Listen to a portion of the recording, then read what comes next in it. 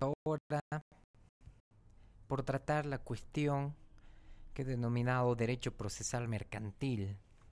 Y he denominado así porque efectivamente en el ámbito del derecho de comercio, el derecho mercantil, ese derecho privado que estuvimos hablando, evidentemente tiene una cierta particularidad en comparación a lo que es el derecho procesal civil, pero a su vez comparte una u otra similitud, como así también poseen diferencias con lo que es el proceso civil en sí. Entonces, vamos a tratar el derecho procesal mercantil, luego los métodos alternativos de resolución de conflictos y finalmente vamos a ver en cuanto a arbitraje y conciliación la estructura de la ley para que ustedes puedan conocer lo referido a la cuestión del arbitraje. Empecemos. El derecho procesal mercantil, para tratarlo como derecho procesal en sí, como una rama adjetiva del derecho sustantivo, que es el derecho de comercio, vamos a tener que recurrir necesariamente a la ley 439. Pero, sin embargo, habrá que agregar de alguna u otra manera la cuestión del procedimiento arbitral que existe y está contemplado con la ley 708 y los reglamentos de arbitraje y conciliación que rigen cada una de las cámaras, ya sea CAINCO, Cámara Nacional de Comercio en La Paz, o Cámara Nacional de Comercio o Cámara de Comercio acá en Cochabamba. Y también en los otros lugares, como por ejemplo en la Sociedad de Ingeniería o Colegio de Ingenieros, donde también se lleva a cabo la cuestión de arbitraje. Veamos. Digo que es necesario recurrir a la Ley 439, nuevo Código Procesal, dado que en nuestra legislación no existe un código procesal mercantil que regule todas estas cuestiones relacionadas a la parte adjetiva de lo que es el derecho mercantil en sí. Y entonces podemos decir que son un conjunto de reglas jurídicas cuya misión es justamente normar, adjetivizar el proceso mercantil a momento de resolver una u otra controversia.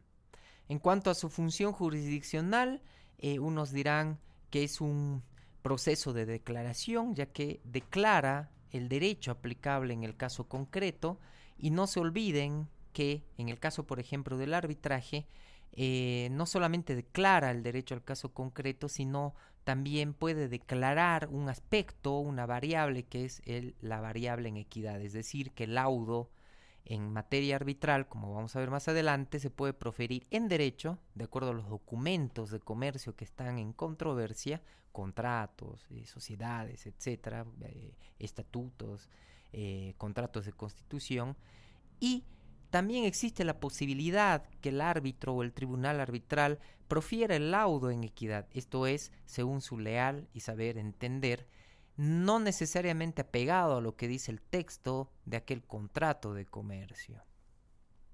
Lo cierto es que como proceso de declaración efectivamente va a aplicar una norma abstracta a un caso concreto y vía silogismo lógico-prudencial va a resolver la controversia.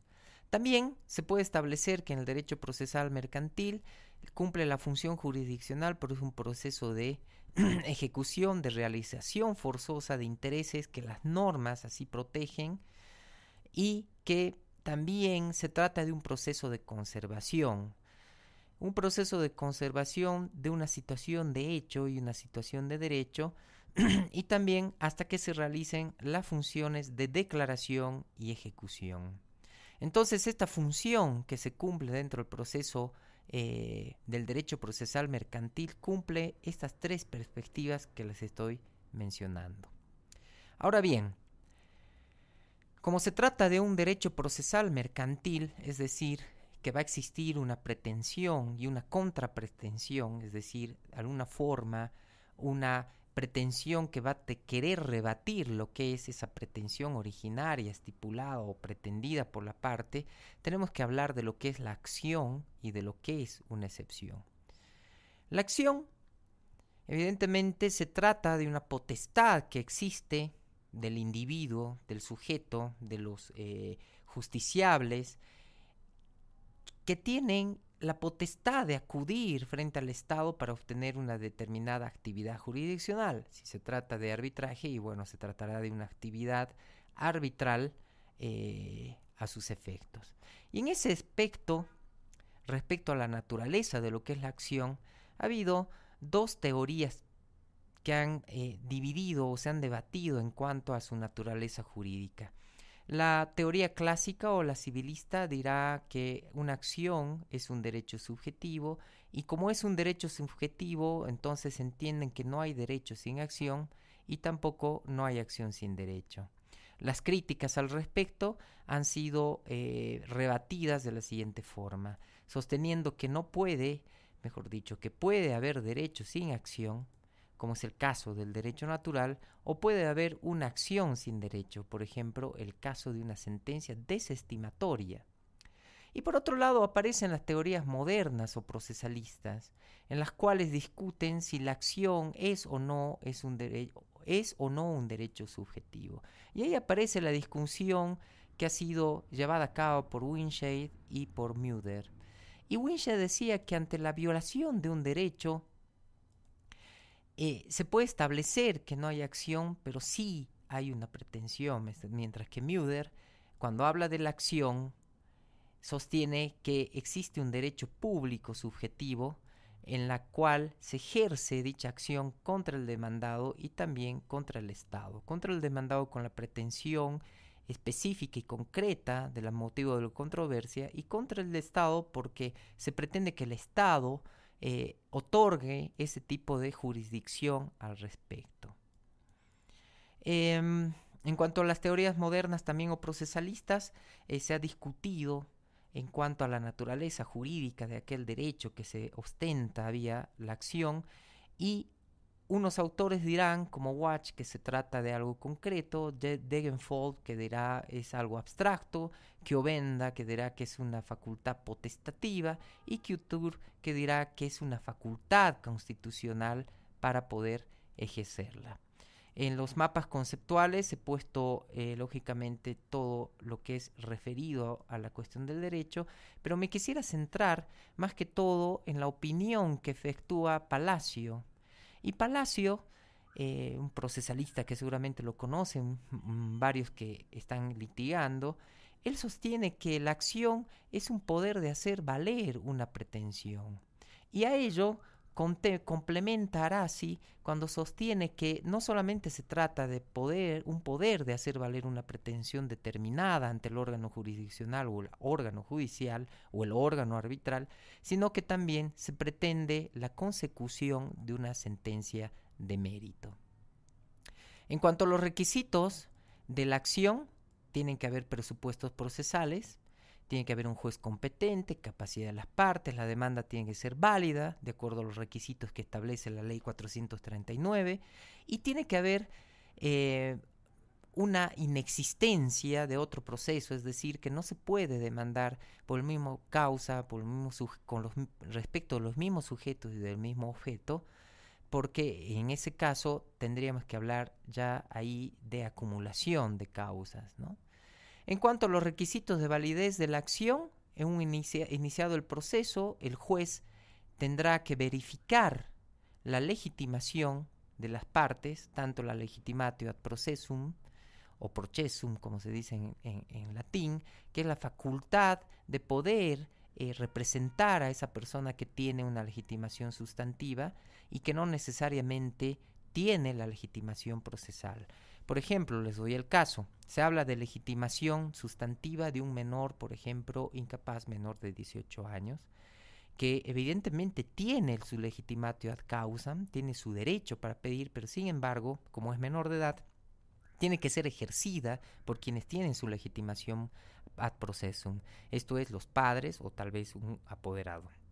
De la misma forma, si lo llevamos para el lado del derecho comercial, al lado de lo que es la cuestión de la capacidad de una persona jurídica, de una persona colectiva, y se entiende que efectivamente la persona colectiva, una SA, una SRL, tiene sus derechos o su legitimación ad causam para requerir una u otra pretensión, pero sin embargo no puede hacerla por sí sola. De allí que es necesaria la existencia de un representante legal debidamente acreditado con un poder a sus efectos, y que ese poder, valga la recomendación, debe estar registrado en Fundempresa. Caso contrario, puede ser motivo de algún tipo de excepción de defecto en el modo de proponer la demanda o en la cuestión de admisibilidad. Por otro lado, el juez se supone que, iniciado el proceso, debe verificar o velar cuál es el interés de las partes y si aún es vigente ese interés para que la acción sea plenamente válida. Y acá me voy a parar un poco en determinar la diferenciación que existe entre una acción civil y una acción penal. Con ambas, obviamente, se pretende la actividad jurisdiccional. En la vía civil, el juez ejerce en pleno la actividad civil porque va a ser el que tiene la notio, vocatio, iudicio y executio, es decir, va a conocer, va a convocar, va a tomar mediación entre las partes, va a proferir una sentencia, etc. Mientras que en la acción penal, el juez que interviene es el que vela las garantías jurisdiccionales en cuanto al cumplimiento o no de dichas garantías respecto del que ha sido denunciado o imputado. Depende lógicamente en las etapas en las que se encuentra aquel proceso penal, porque ya una vez acusado interviene el tribunal de sentencia a los fines de resolver todas estas cuestiones.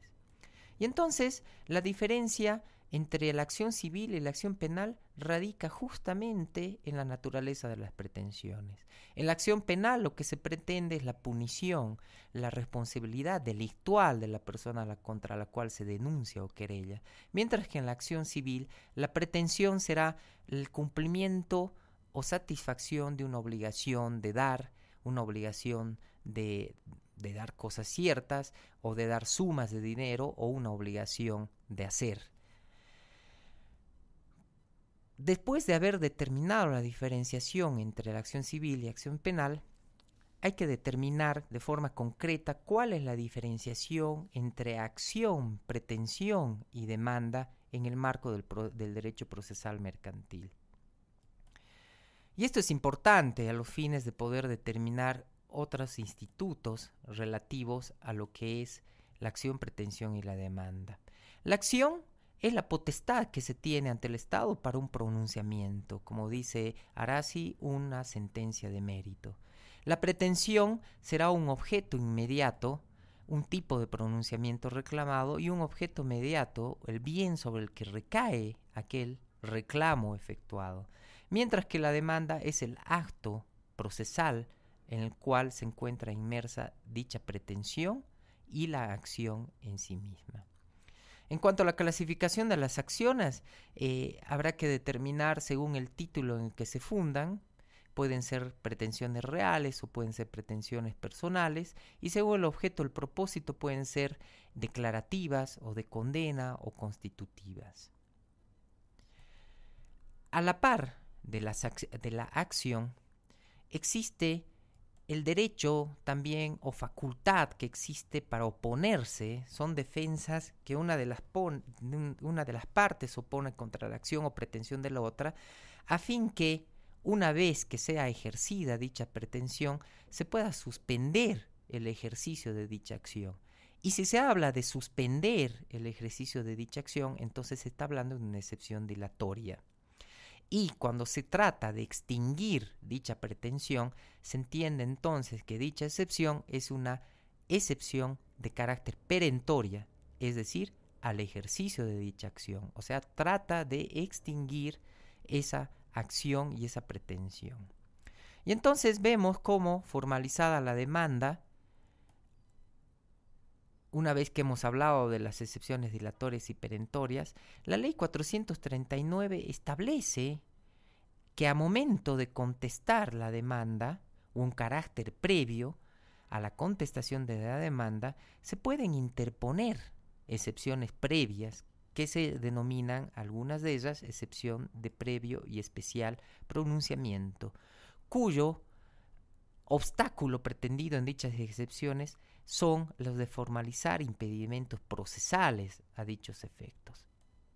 Esas oposiciones, por ejemplo, se deducen antes de la contestación de la demanda, por eso son perentorias previas, deben ser resueltas por el tribunal con carácter previo a continuar el proceso, y son previas porque, lógicamente, el juez debe resolverla antes de entrar al asunto de fondo o la cuestión de fondo en cuestión.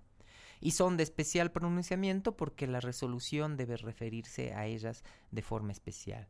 La ley 439 las estipula una a una conforme el conocimiento y la práctica en la forma de litigar que uno tiene en el ejercicio profesional. Una vez que se pudo o no se pudo interponer excepciones previas, porque constan los plazos para oponer las excepciones, tanto plazos que figuran en la ley 439 o en el caso también del arbitraje también hay la posibilidad de interponer excepciones previas, se puede y se debe contestar la demanda. Entonces, hay una cuestión que deben tomar en cuenta que es de práctica, de litigar, de la práctica de litigar permanentemente, que cuando se oponen excepciones previas, no se olviden que también ya están corriendo los plazos para contestar la demanda, o sea, la cuestión de fondo. Entonces no esperen a que se resuelvan las excepciones previas porque una vez resueltas ya no van a tener el plazo para contestar la demanda.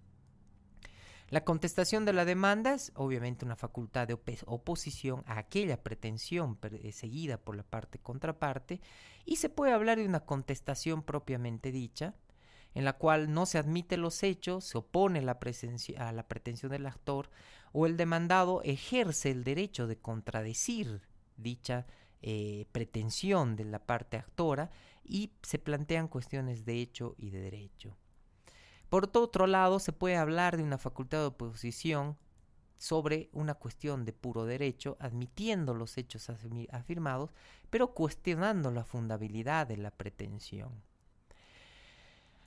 Después está la defensa por autonomacia, en la que implica la oposición a la situación jurídica del actor, una situación jurídica derivada de aquella, ya sea pidiendo la destrucción de aquella pretensión o pidiendo que se la extinga. Otra posibilidad de contestar la demanda es una facultad de oposición que implica hacer el allanamiento. El allanamiento es un acto procesal de carácter unilateral. El demandado se somete a la pretensión del actor y puede tener lugar en cualquier etapa del proceso, antes del dictado del laudo en materia de arbitraje o tal vez, si es que es una cuestión ante el órgano judicial, de una sentencia. Hay excepciones que, además de las excepciones previas referidas aquí, existe la posibilidad de interponer excepciones sin carácter previo que se oponen al contestar la demanda en sí, si el que las opone es el demandado, a contestar la reconvención si el que las opone es el actor, y como no tienen carácter de previa son resueltas junto con el asunto de fondo, es decir, en la sentencia final. No olviden que cuando hablo de reconvención estoy hablando de una contrademanda, pero técnicamente se denomina reconvención. Y cuando hay reconvención se entiende que la parte actora es a su vez actora y reconvenida o contrademandada, y por ende tendrá el peso de la obligación de contestar a las pretensiones interpuestas en aquella reconvención. Ahora, si no lo hace, se pasó el término, entonces evidentemente en ese caso se opera la cuestión de la caducidad. Esto lo refiero a modo de ejemplo como ya vinimos hablando. Existen diversas clases de excepciones, hay excepciones a su vez perentorias y excepciones dilatorias. Las perentorias son aquellas excepciones que si son admitidas van a extinguir el derecho a la acción de la otra parte y por tanto van a extinguir el proceso definitivamente y están fundadas en disposiciones de la ley de fondo. Y después las dilatorias son aquellas excepciones que si son admitidas suspenden el ejercicio de la acción y por tanto suspenden temporalmente el proceso hasta que sea subsanada la causa por la cual se admitió la excepción. Un ejemplo de excepciones previas de carácter previo son, por ejemplo, la cuestión de la excepción de incompetencia. Obviamente tendrá que resolverse la cuestión de la incompetencia porque es un impedimento procesal que está cuestionando si es competente o no es competente un determinado juez. Una excepción perentoria también previa puede ser la excepción ya me referí a la excepción de incompetencia, pero también se puede hablar de falta de personería en la persona que está demandando. Una excepción que no es de carácter previo, pero que sí es perentoria, podría ser, por ejemplo, la excepción de pago total o parcial. Estas son cuestiones que tienen que tomar en cuenta cuando estén tratando la materia de las excepciones. Hay muchos autores que tratan la cuestión de las excepciones, especialmente a mí me gusta acudir en materia civil a las excepciones que trata de Santo, los autores de Santo, Palacio, Couture, porque trata muy bien estos aspectos. Y cuando se trata de materia penal, lo importante es que ustedes tomen en cuenta que también existen excepciones al progreso de la acción penal, que bueno, eso ya es un ámbito del derecho público que ya escapa el margen de la materia que estamos tratando acá. Vamos a ver ahora los elementos del proceso. Hay elementos de conocimiento mediante el cual en la acción se persigue una sentencia. Y los elementos de ejecución se entiende que ya proferida la sentencia se encuentra firme, ejecutoriada, es una cosa juzgada, formal y material, entonces, y hasta inclusive constitucional, entonces es susceptible que pueda promoverse una ejecución al respecto. Hay un tema que también quiero tocar porque tiene sus similitudes y diferencias con materia procesal civil y debemos establecer claramente, porque esa es la nueva corriente que se está manejando, es si existe unificación del derecho civil y derecho comercial en lo que es el derecho privado. Cabrá preguntarse si este derecho procesal mercantil, a diferencia del procesal civil, posee una sustantividad propia como para poder ser materia de una determinada legislación específica en materia de derecho procesal comercial o derecho procesal mercantil. ¿Cuáles son las características del procedimiento mercantil? Se tratan, lógicamente, controversias referidos a actos mercantiles, actos de comerciantes con su giro, con o sin su giro comercial. ¿Cuáles son las reglas generales? Y las reglas generales, como no existe un código procesal mercantil, habrá que estar a las reglas generales establecidas en la ley número 439 del proceso civil y comercial. Una pequeña acotación. Aquí me he referido a lo que es el derecho procesal mercantil.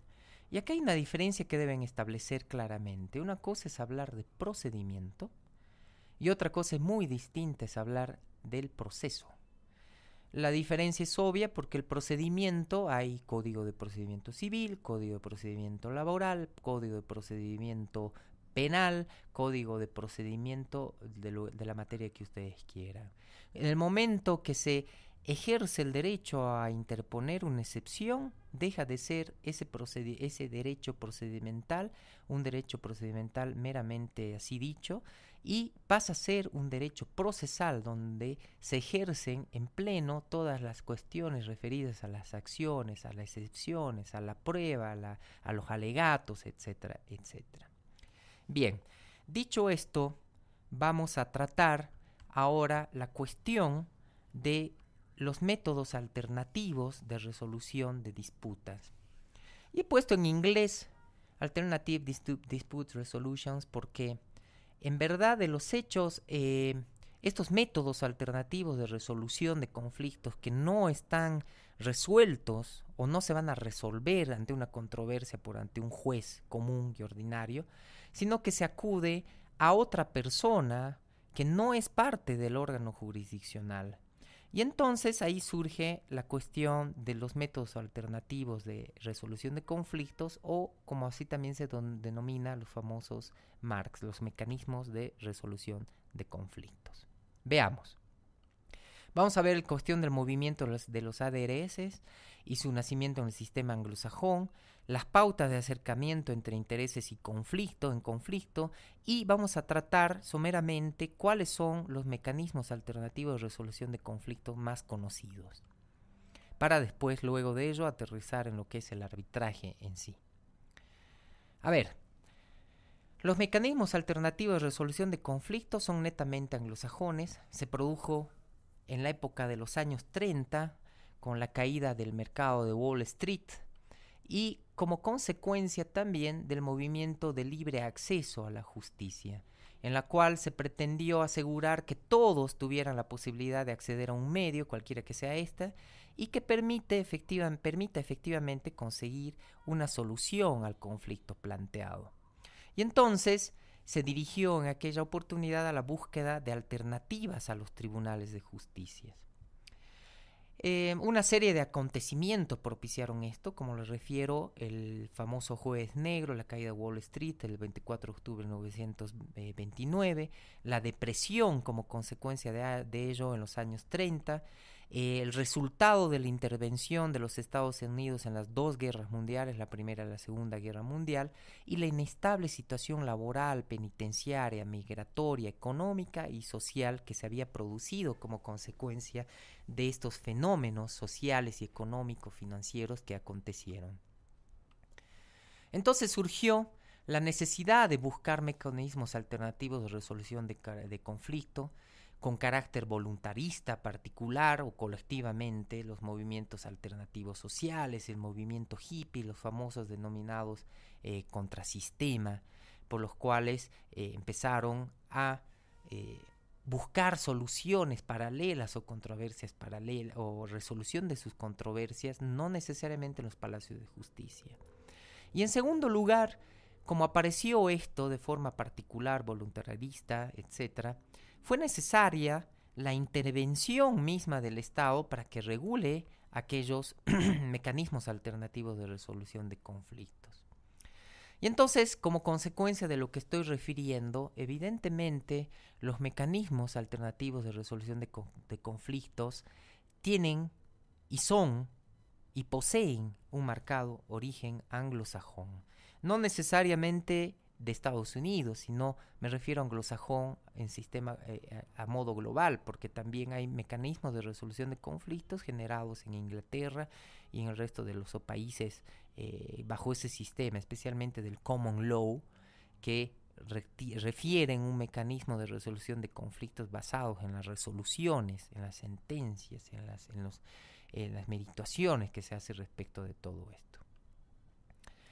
Bien, ahora vamos a hablar de una cuestión que es sumamente interesante, que son las pautas de acercamiento entre intereses en conflicto y que han derivado justamente a que se maneje este tipo de acercamiento de intereses en conflicto, porque justamente es la base o la raíz para el manejo adecuado de cualquier tipo de mecanismo de resolución de conflictos.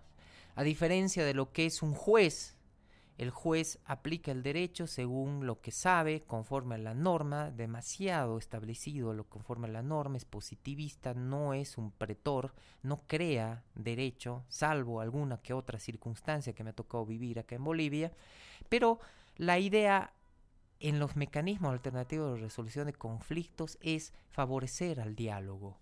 El diálogo entre las partes para que exista una concertación y entendimiento. Y entonces la idea es simple.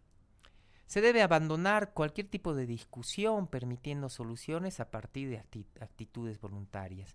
Por ello es que ahora el Ministerio de Justicia acá en Bolivia ha dispuesto la necesidad también con la aprobación de la Ley 439 de aquellos métodos de conciliación previos a una demanda.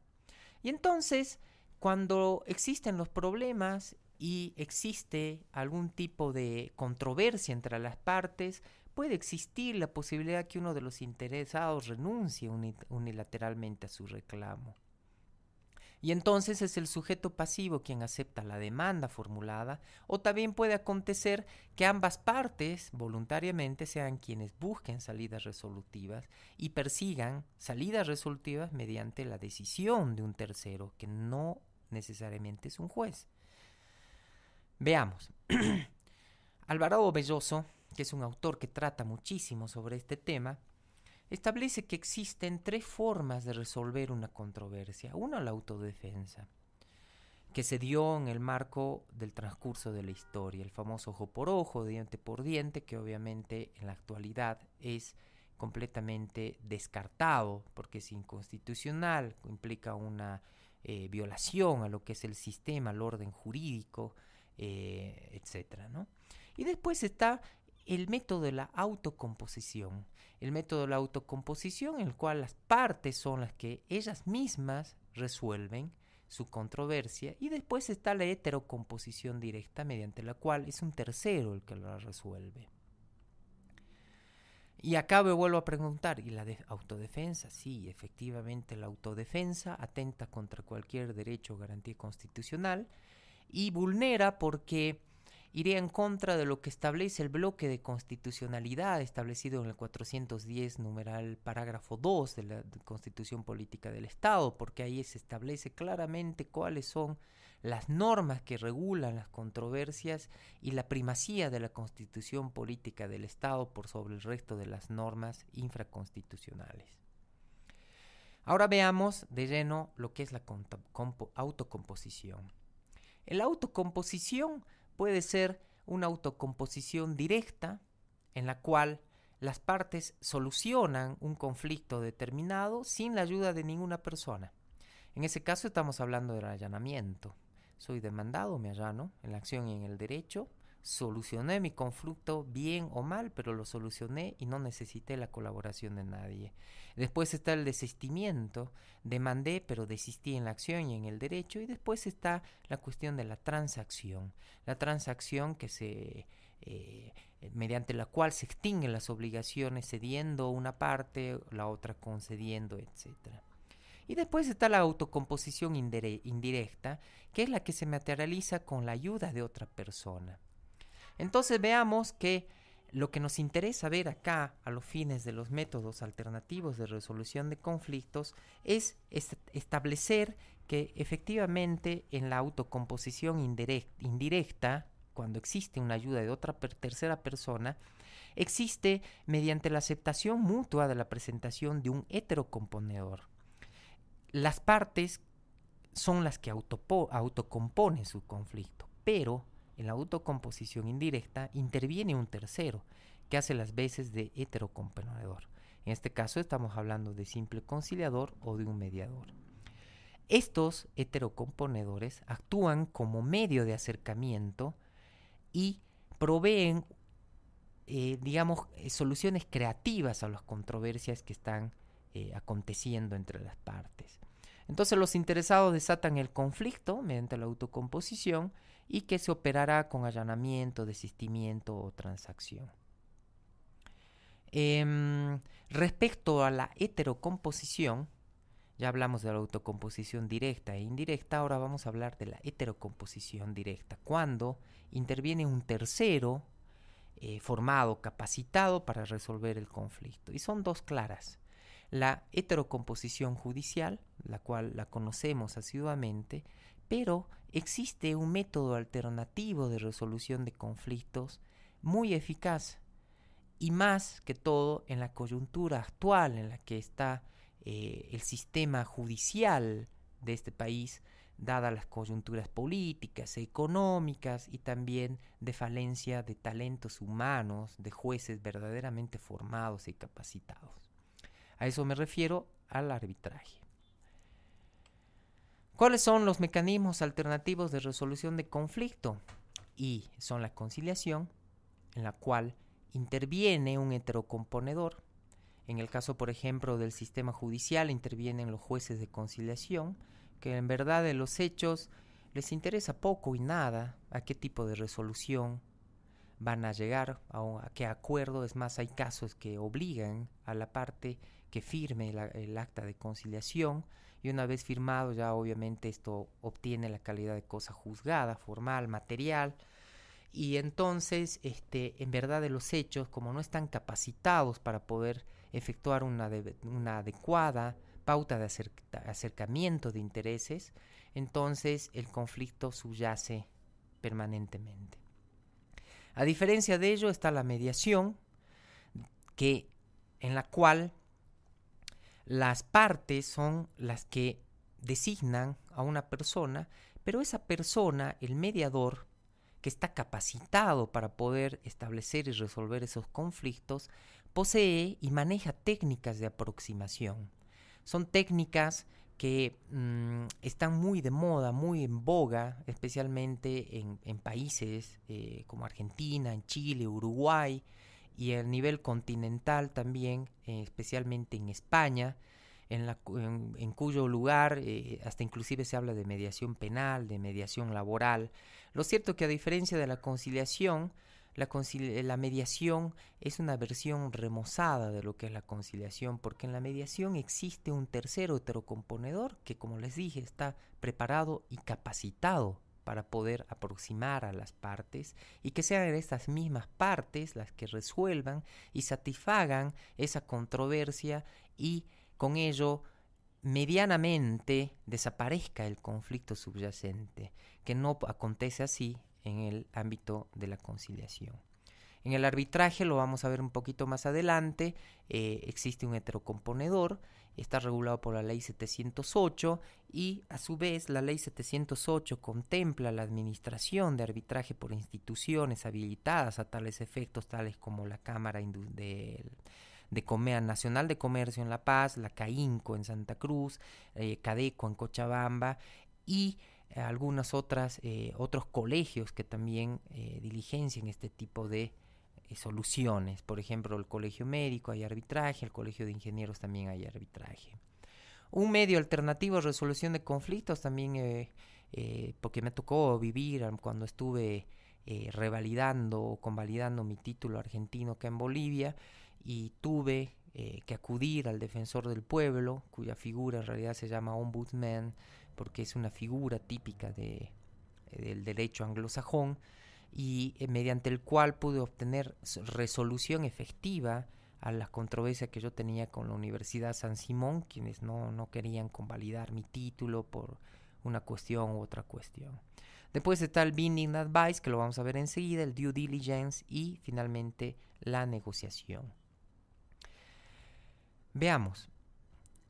La conciliación, habíamos dicho que entonces es un sistema de autocomposición. Ese tercero que interviene controla, favorece, propicia un acuerdo. El tercero autocomponedor no adquirió técnicas de autocomposición. Sus habilidades o son innatas o no existen, o por ende no las practica.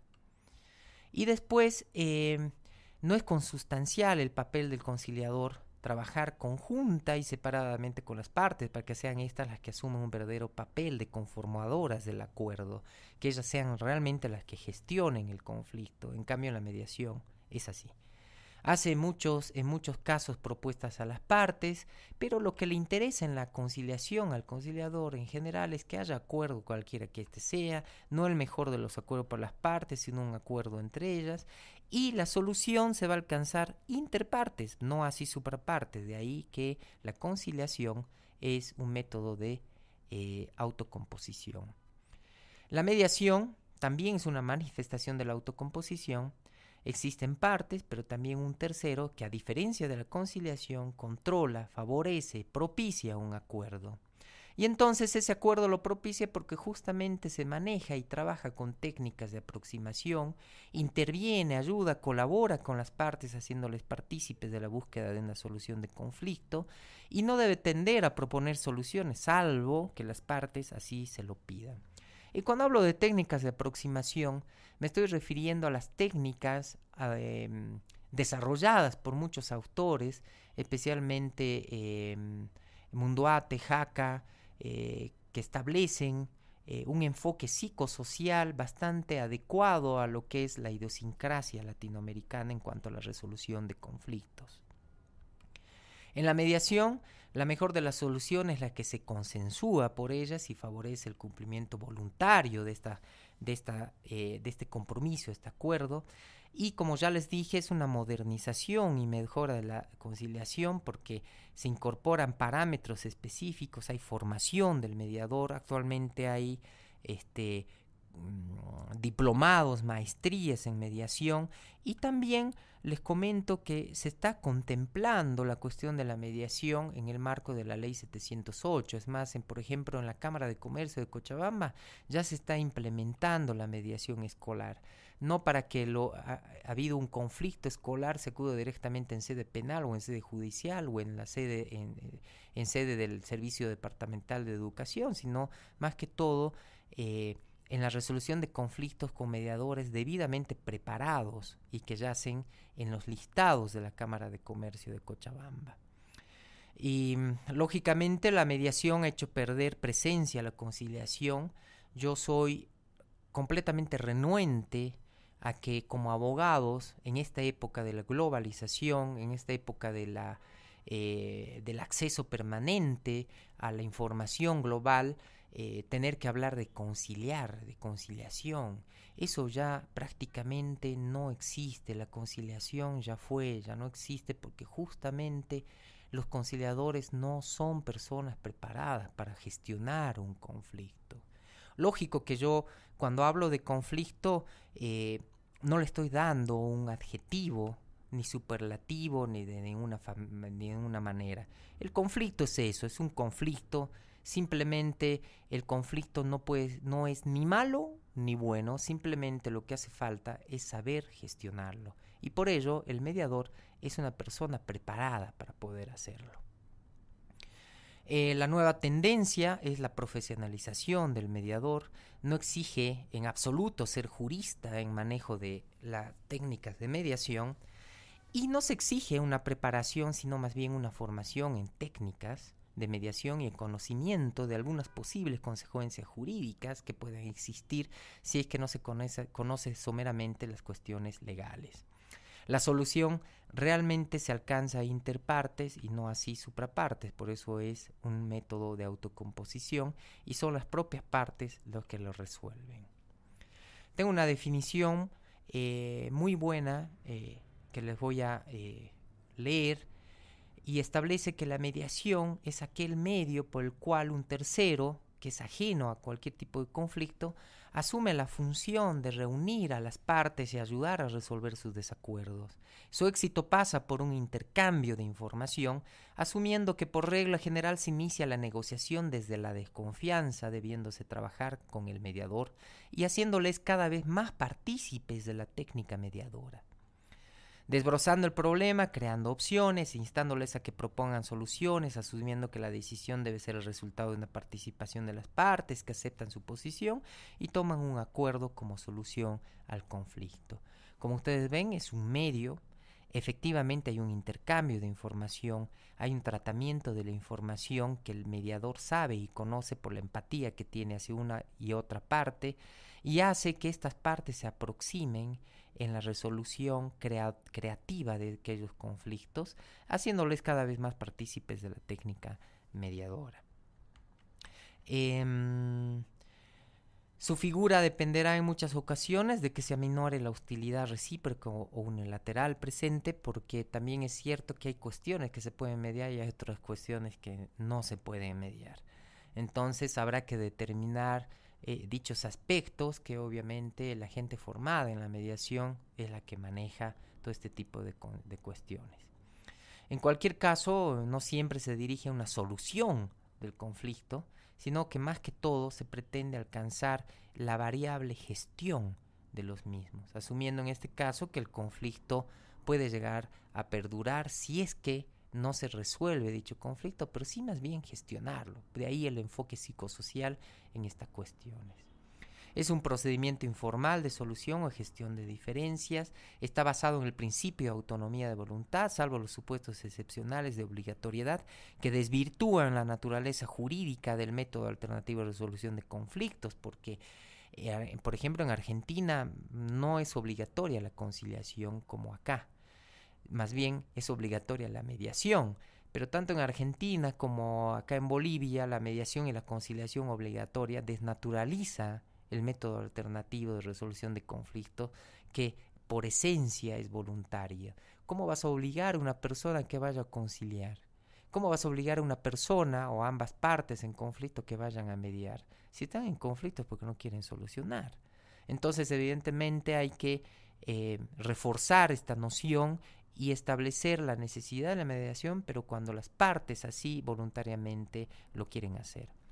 Es una fórmula extraprocesal, no es un proceso y es extrajurisdiccional, es decir, que no está en la jurisdicción, que se proyecta en conflictos de diversa índole. Como les digo, en España ya se está hablando de las comunidades, si no me equivoco, así refieren, o comunas, que resuelven conflictos laborales vía mediación, también resuelven conflictos penales vía mediación. No cualquier conflicto, ¿no? Penal, porque obviamente cuando hay una violación y es medio complicado que exista una mediación en este tipo de conflictos o controversias.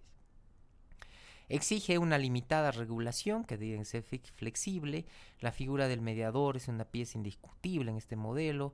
Los mediadores son ciudadanos. Entre los ciudadanos es posible configurar la figura del mediador individual o de un servicio de mediación, tal cual como así estipula la ley 708. Lo que quiero hacerle referencia es que es una beta laboral sumamente buena para los abogados. Es una beta sumamente satisfactoria, porque cuando se maneja técnicas de aproximación y generalmente los clientes salen satisfechos y uno no tiene que estar pensando en 6, 7 años de controversia en sede judicial.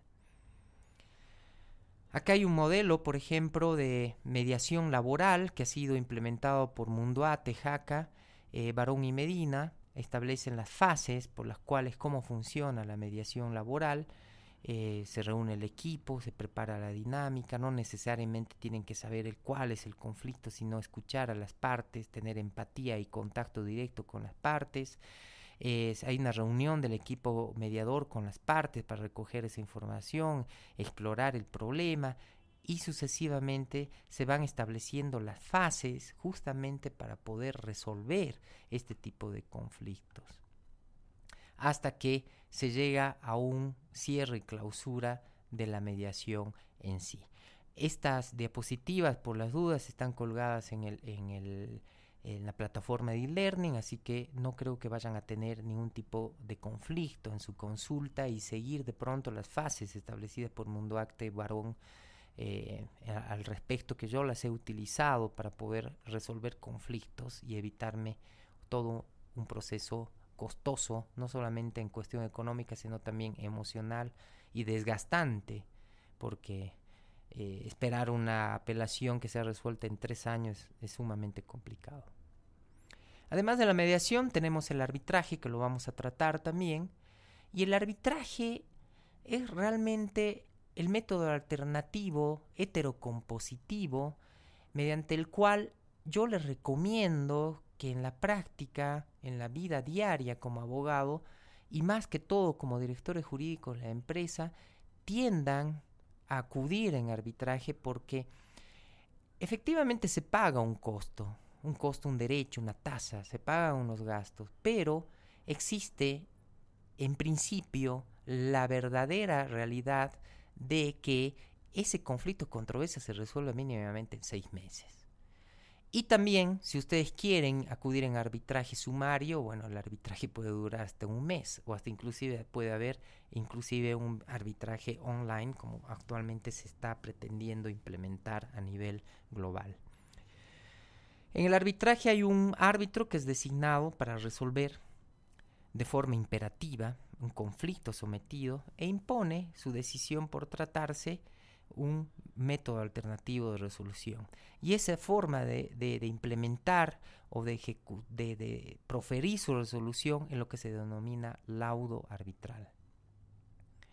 Hay nuevas tendencias, hay proliferación de nuevas legislaciones en Europa y en América Latina, hay reformas en el seno de la ley modelo de la UNCITRAL, Y también existe introducción de nuevas tecnologías en el arbitraje e incorporación, por ejemplo, del arbitraje en el modelo de justicia del siglo XXI, y tratan al arbitraje como una pieza indiscutible.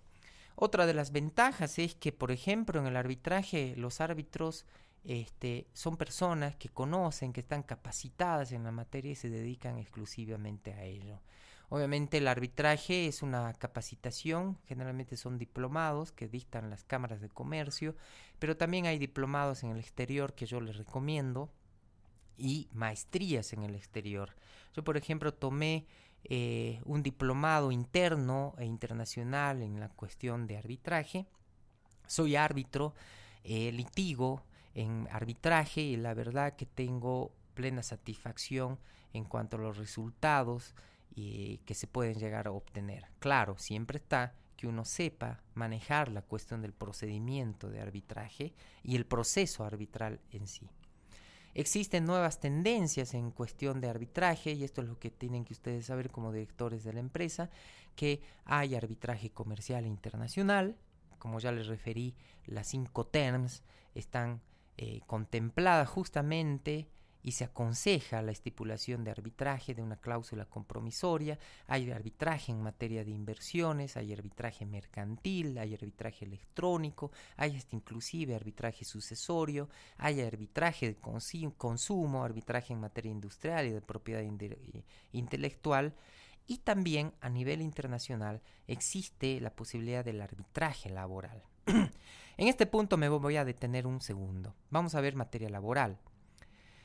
En materia laboral, cuando hay un conflicto colectivo de trabajo, hay huelgas, etc., se llega a ordenar un arbitraje. Pero el arbitraje laboral estipulado en la ley de contrato de trabajo y en su reglamento, estamos hablando de normas del año 1938 y 1942. Y si bien refiere a arbitraje, no es verdaderamente un procedimiento de arbitraje laboral.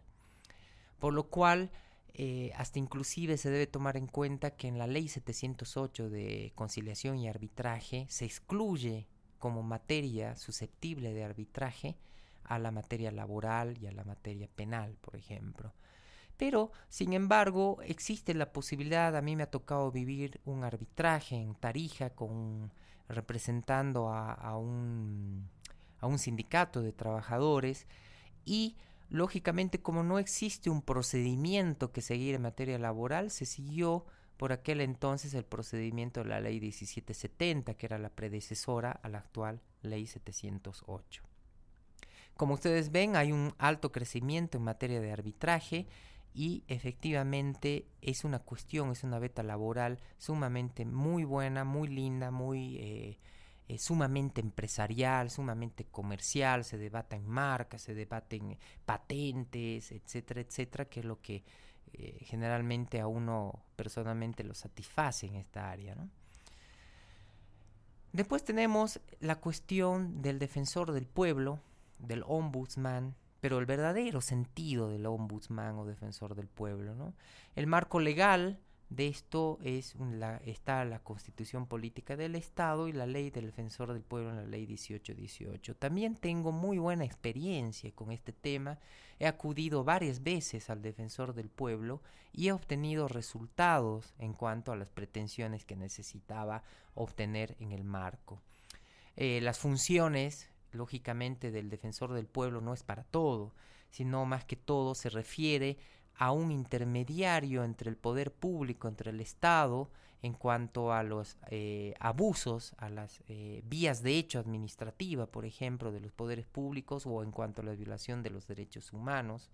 También tiene competencia en cuanto a los abusos de los poderes y como consecuencia de una queja o iniciativa propia que ha solicitado la participación del Defensor del Pueblo.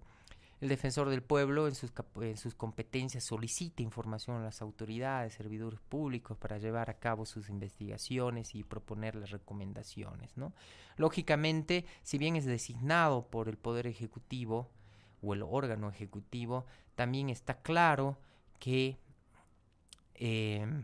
La figura del defensor del pueblo actualmente en nuestro país está devastada, está menospreciada justamente por la coyuntura política en la cual se está viviendo y se tiñe la transparencia y claridad del actuar de lo que es un verdadero defensor del pueblo.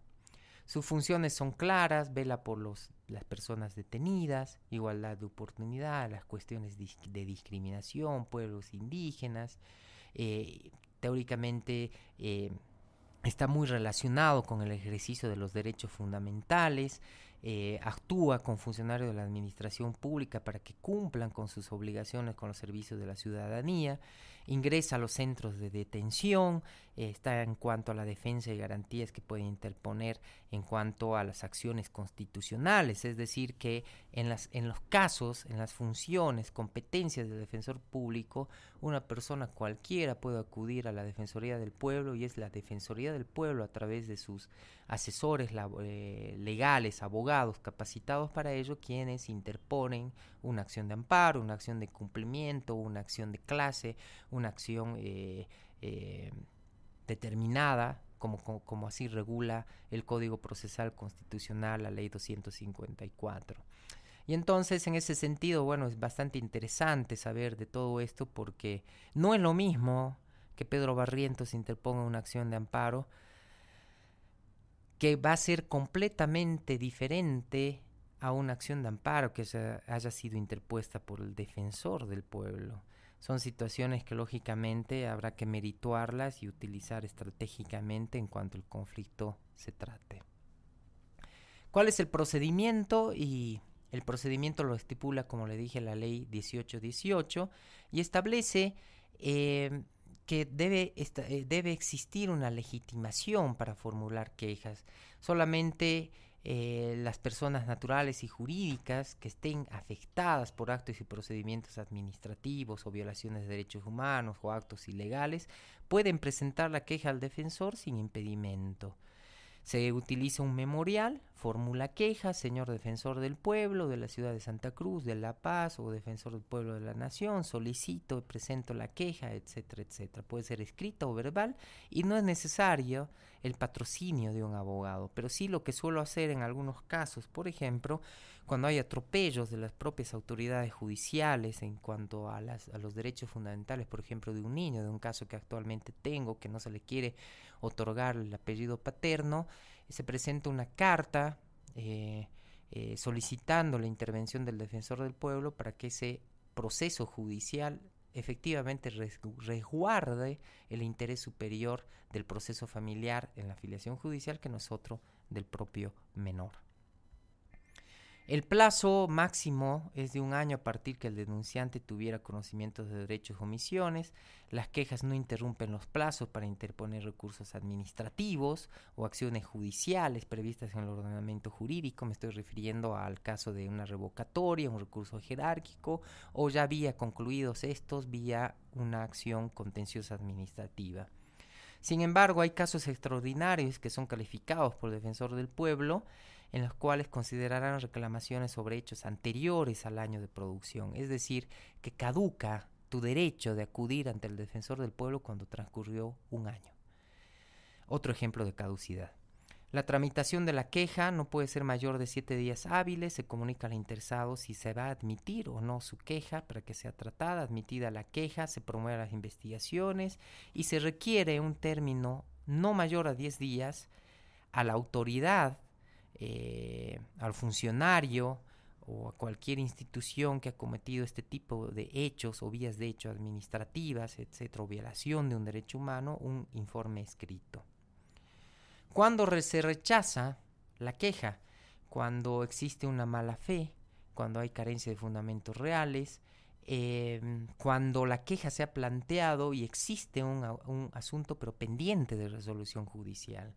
Yo en este caso, por ejemplo, en la filiación judicial, presenté una demanda, me rechazaron la demanda de filiación judicial, y entonces, como no está pendiente resolución judicial alguna, actualmente el defensor del pueblo intervino a fin de no vulnerar los derechos y garantías del menor que está solicitando su filiación paterna.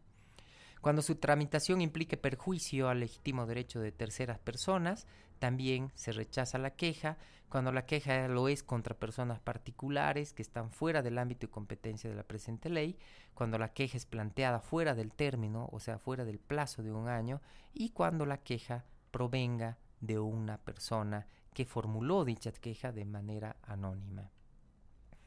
Acá expongo el nivel central de la Defensoría del Pueblo y los niveles regionales de las Defensorías del Pueblo para que ustedes tengan conocimiento cómo es la estructura con la cual se maneja la Defensoría del Pueblo. Hay otro mecanismo de resolución de conflicto que es el binding advice. El binding advice, al igual que el arbitraje, proporciona un dictamen que no es vinculante, con el que las partes han acordado cumplir y por ello no dan lugar a una sentencia ejecutoria.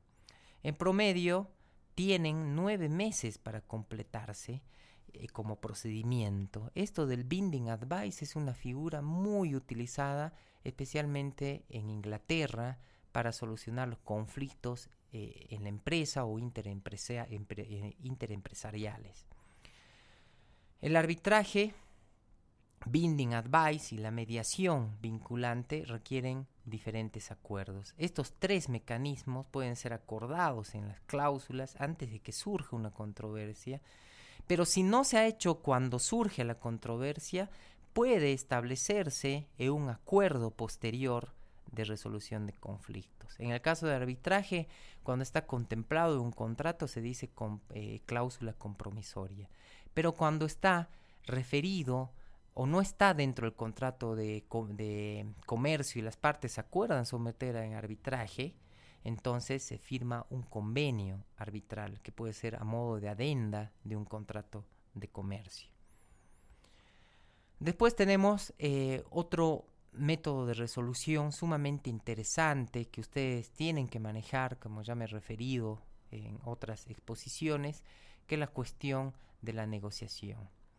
La negociación permanentemente van a utilizarla ustedes como directores jurídicos de la empresa. Se negocia con los trabajadores, se negocia con los sindicatos, se negocia con las empresas, con los proveedores, con los consumidores, con los clientes, con los directivos en la administración.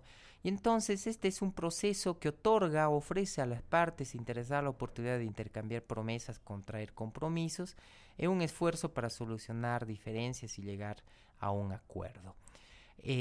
Respecto de la negociación, justamente Munduate Jaca tiene un libro muy bueno sobre lo que es la negociación, establece los parámetros para poder negociar, no es un método alternativo aleatorio. Yo no puedo decir voy a ir a negociar si no sé negociar. La gente se prepara, estudia para saber negociar y utiliza técnicas y argumentación para poder ir suscribiendo acuerdos parciales respecto de lo que es una controversia determinada. Bien, dicho esto, habiendo tratado la cuestión de los métodos alternativos de resolución de conflictos, voy a entrar a referirme sucintamente a lo que es el arbitraje que está contemplado en la Ley 708. La Ley 708 derogó la anterior Ley 1770, que contemplaba también arbitraje y conciliación, y hubo una serie de reformas y modificaciones, especialmente en cuanto al arbitraje en materia de inversiones, en el cual se regula y estipula que en materia de inversiones el arbitraje es en Bolivia, en suelo boliviano, con árbitros exclusivamente bolivianos y en lenguaje español boliviano. Mientras que la ley 1770 era mucho más amplia y existía la posibilidad de poder someter a controversias, el arbitraje de inversiones, etcétera, etcétera, de forma más libre. Voy a exponerles acá en qué partes o cuántas partes está regulada la ley de arbitraje. Primero, en el título 1 están las disposiciones comunes. En el capítulo 1 y en el capítulo 2 se establece el objeto, marco competencial, principios, etcétera, de lo que es el arbitraje y conciliación. Y en el capítulo 2 directamente establece cómo se organiza la cuestión de la conciliación y arbitraje, estableciendo la autoridad competente, que en este caso es el Ministerio de Justicia, y en la sección 2 establece y trata la cuestión de los administradores de conciliación y arbitraje. En el título 2 directamente entra de lleno a tratar esta ley la cuestión de la conciliación, que también, como les dije, la critico, pero la verdad, les soy sincero, he utilizado este método de resolución de conflictos acá en Cochabamba con la conciliación, pero obviamente elegí a la conciliadora, que en realidad es mediadora, con lo cual he obtenido satisfacción en la resolución de estos conflictos. En otros no, ¿no? Obviamente, como la conciliación es voluntaria, hay gente que asiste, que quiere solucionar, y hay gente que no le importa y que no quiere solucionar. Después tenemos en el título 3 lo que trata en lo referido al arbitraje en sí, que es lo que materia de nuestra exposición en este punto. Les quiero referir que obviamente la cuestión del arbitraje es un tema sumamente interesante, sumamente profundo de tratar, y que el Centro Iberoamericano de Formación Legal está ofreciendo un curso de capacitación respecto a lo que es el arbitraje. El arbitraje está estipulado en 3 capítulos. El primer capítulo establece lo referido a las disposiciones generales, ya sean las reglas, cómo tiene que ser la cláusula arbitral, que esto lo referí que está dentro del contrato, después está el convenio arbitral. También se habla de lo que es el arbitraje en derecho y el arbitraje en equidad, porque cuando uno se somete a arbitraje, pide con una carta o solicita el arbitraje, en la audiencia de instalación del tribunal arbitral tiene que ahí acordar cómo quiere el laudo arbitral, si quieren derecho, de acuerdo a lo que dice la norma, la ley, el contrato, o si quieren equidad, porque de pronto puede ser que efectivamente la parte, el cliente al cual estamos defendiendo no cumplió con lo que dice el contrato, pero por una cuestión de equidad se somete y se pide este tipo de resolución de conflictos. Y esto justamente surge en arbitraje en derecho, en equidad, porque en verdad existe una crisis entre la corriente positivista, a mi modo de ver, que el que quiera yo puedo compartir el paper tratado en este punto, y que efectivamente ha causado una serie de dolor de cabezas y unas injusticias que han llegado a cabo, la estipulación o la tipificación del Instituto de la Violencia Institucional. Se trata de la autonomía de la cláusula arbitral. Esto quiere decir que por más que el contrato haya sido declarado nulo, o se haya roto o se haya perdido, la cláusula arbitral es autónoma, es vigente, porque existe buena fe entre las partes, porque las partes quieren someter sus controversias ante un árbitro. Y después está la cuestión de la excepción de arbitraje, y que por eso yo les recomiendo que permanentemente utilicen las cláusulas compromisorias, porque actualmente cuando hay un conflicto en las empresas, los abogados de forma común, habitual, creen que la forma más rápida de resolver sus conflictos es presentando una denuncia de estafa, una denuncia de esto, del otro, cuando en realidad podría ser materia de resolución vía arbitraje. Pero si les llega a acontecer este tipo de situaciones, ustedes hasta inclusive en vía penal, porque hay autos supremos que regulan este tipo de cuestiones, pueden plantear la excepción de arbitraje a aquel proceso penal, porque es necesario que se culmine con el procedimiento de arbitraje, para que después exista la posibilidad o no de una eventual tipificación de un delito penal, porque además, sumado a ello, no se olviden que la cuestión penal es la última ratio. En cuanto a las etapas del arbitraje, está la etapa inicial en la cual se solicita el arbitraje, se designan árbitros, está la etapa de méritos donde hay elaboración de pruebas, etcétera, y después finalmente está la elaboración del laudo arbitral. Una cuestión interesante de todo esto es que emitido el laudo arbitral, ese laudo arbitral puede ser motivo de un recurso, que es el recurso de nulidad, pero que no es resuelto por el mismo árbitro o el tribunal arbitral, sino que es resuelto por un juez de turno público, juez público en lo civil y comercial, pero que deben tomar en cuenta que para poder interponer un recurso de nulidad durante el trámite, el íter procedimental, el íter procesal de lo que es el arbitraje, ustedes tienen que haber hecho reserva, tienen que haber hecho objeción para después luego ir a a un recurso de nulidad. Es decir, que entonces actualmente eso es lo bueno de esta ley, a diferencia de la anterior, que existía mucha distorsión en materia del recurso de anulación, que era lo anterior. Ahora se habla de recurso de nulidad.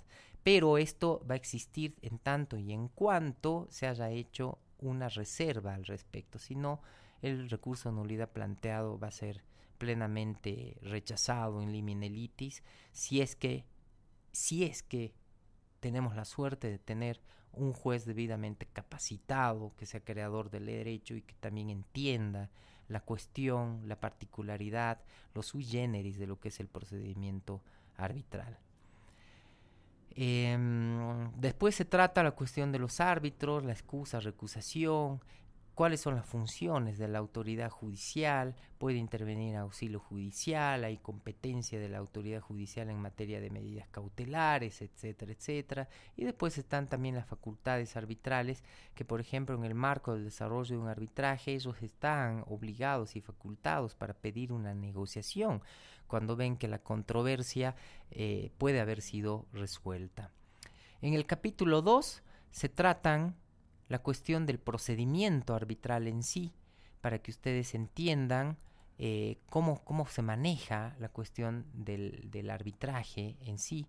Y se trata en la sección primera la solicitud de arbitraje, como les dije, el inicio del arbitraje, cuando marca el inicio del arbitraje una vez que han sido instalados los árbitros, cuando se suspende y concluye extraordinariamente el arbitraje porque puede haber habido una negociación, y después está lo referido al capítulo 3 que trata directamente la cuestión del laudo arbitral. En la sección 1 se trata la cuestión de las generalidades de lo que es el laudo, forma, plazo, enmienda, etcétera, etcétera, los recursos que se pueden interponer.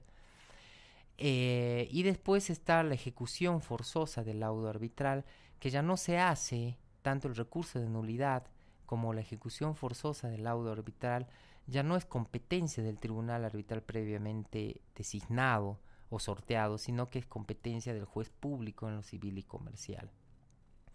También existe la posibilidad de ejecutar un laudo arbitral extranjero, para lo cual estipula todas las cuestiones atinentes al laudo arbitral.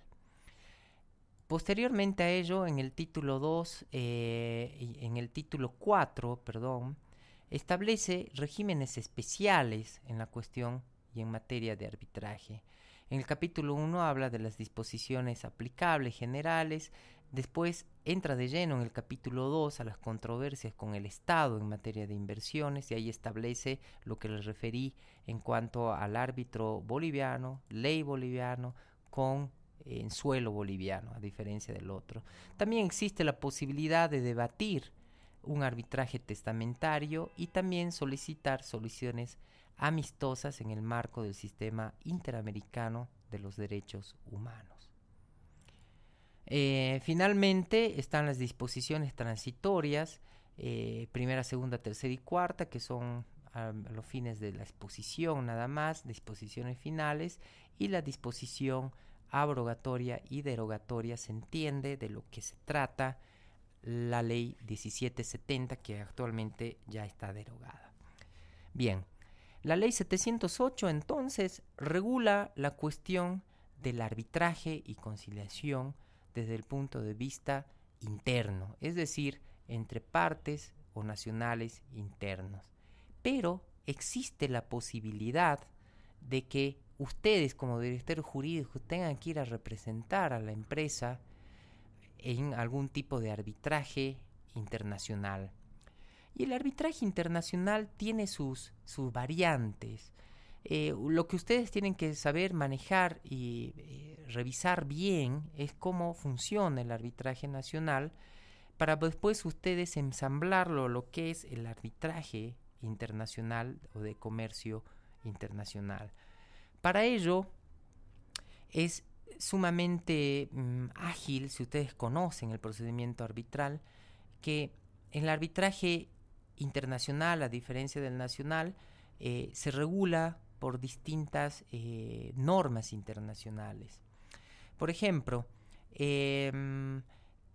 la Convención de Nueva York sobre el reconocimiento y ejecución de laudos arbitrales extranjeros en cuestiones comerciales se aplica justamente a la ejecución de esos laudos. Y después también está el arbitraje internacional administrado por organismos nacionales o regionales. Por ejemplo, en la CAN hay tribunales arbitrales, en la Comunidad Andina de Naciones, en el Mercado Común del Sur, el Mercosur también existe, y el arbitraje de la Cámara Internacional de Comercio, que son las normas que regulan todo lo atinente al arbitraje internacional. También están las reglas del UNCITRAL, que regulan la cuestión del arbitraje internacional. Que lo bueno de todas estas dos normas, especialmente las reglas de la Cámara Internacional de Comercio y de la UNCITRAL o la de la CUMUDI, es que son sumamente simples, sencillas, al grano, ligeras y fáciles de entender, y que están a la mano de cualquiera de ustedes que desee tomar más conocimiento en lo referido al arbitraje internacional. Les vuelvo a reiterar la cuestión, hay un curso de arbitraje nacional e internacional que va a ser dictado en el marco de las propuestas ofrecidas por el Centro Iberoamericano de Formación Legal, y les recomiendo que tomen el curso y se especialicen también en este tópico del arbitraje.